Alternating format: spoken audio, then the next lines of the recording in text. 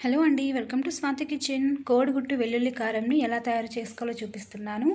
Rice ఇంకా రోటీస్‌లోకి చాలా టేస్టీగా ఉంటుందండి. ముందుగా మిక్సీ జార్‌లోకి లేదా ఒక గిన్నెలోకి హాఫ్ టీ స్పూన్ జీలకర్ర, కొన్ని మిరియాలు, 2 లేదా 3 లవంగ మొగ్గలు, ఒకటి ఇలాచి, ఒక చిన్న దాల్చిన చెక్కను వేసుకొని కోర్స్‌గా గ్రైండ్ చేసుకోవాలి. ఇలా గ్రైండ్ చేసుకున్న తర్వాత ఒక చిన్న వెల్లుల్లి గడ్డ మొత్తం ఒలిచి వేసుకోవాలి. రుచికి సరిపడా ఉప్పు, 1 లేదా 1.5 టేబుల్ స్పూన్ వరకు కారం వేసుకొని కోర్స్‌గా గ్రైండ్ చేసుకొని పక్కన పెట్టేసుకోవాలి. స్టవ్ మీద కడాయిని పెట్టుకొని 3 టేబుల్ స్పూన్ల వరకు ఆయిల్ వేసుకోవాలి. ఆయిల్ వేడైనాక ఇందులోకి హాఫ్ టీ స్పూన్ చొప్పున జీలకర్ర, ఆవాలు వేసుకొని ఫ్రై చేసుకోవాలి.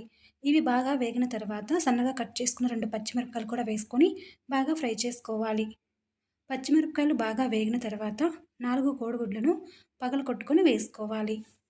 మీరు తీసుకునే కోడిగుడ్లను బట్టి ఆయిల్ ఇంకా వెల్లుల్లి కారంని తక్కువ కానీ లేదా ఎక్కువ కానీ అడ్జస్ట్ చేసుకొని వేసుకోండి. అలాగే చిటికెడు పసుపు, సన్నగా కట్ చేసుకున్న కొత్తిమీరని వేసుకొని మూత పెట్టి 3 లేదా 2 నిమిషాల పాటు లో ఫ్లేమ్‌లో కుక్ చేసుకోవాలి.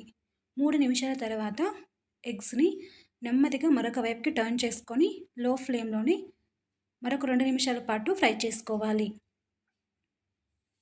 ఇలా నెమ్మదిగా టర్న్ చేసుకొని ఫ్రై చేసుకోవడం వలన ఎగ్స్ అనేవి మరి చిన్న చిన్న పీసెస్‌లా కాకుండా ఇలా కొంచెం పెద్ద పీసెస్‌లాగా ఉంటాయండి. ఇలాగే 2 వైపులా ఫ్రై చేసుకున్న తర్వాత కడాయిలోనే ఎగ్స్‌ని మరొక వైపుకి పెట్టుకొనేసి, మరొక సైడు మనం ప్రిపేర్ చేసుకున్న కారంని వేసుకొని, ఒక నిమిషం పాటు ఫ్రై చేసుకొని, ఒక నిమిషం తర్వాత ఎగ్‌లోకి మిక్స్ చేసుకొని బాగా కలిపేసుకోవాలి. ఇలా బాగా కలుపుకున్న తర్వాత ఒక నిమిషం పాటు బాగా ఫ్రై చేసుకొని టేస్ట్ చూసుకోండి. సాల్ట్ లేదా కారం సరిపోకపోతే అడ్జస్ట్ చేసుకొని స్టవ్ ఆపేసి సర్వ్ చేసుకోండి. అంతే అండి.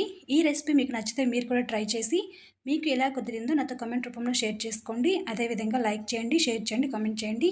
తప్పకుండా నా ఛానల్‌ని సబ్స్క్రైబ్ చేసుకోండి. Thank you.